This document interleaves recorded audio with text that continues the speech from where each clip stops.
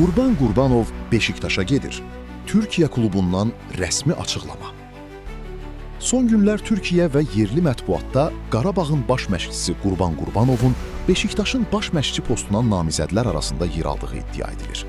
Bir neçə gün öncə Sergin Yalçınla yollarını ayıran İstanbul təmsilçisinin komandanı etibar etmək istədiyi namizədlərdən birinin də məhz Qarabağın çalışdırıcısı olduğu bildirilir.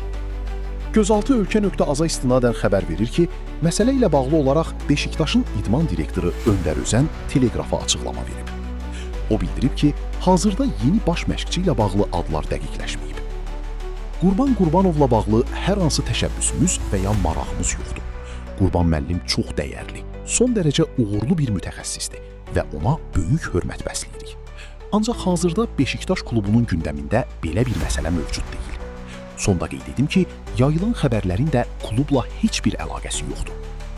Qeyd edək ki, Qurban Qurbanov 2008-ci ildən Qarabağın baş məşqçisidir. Söz altında yox, göz altıda qalan.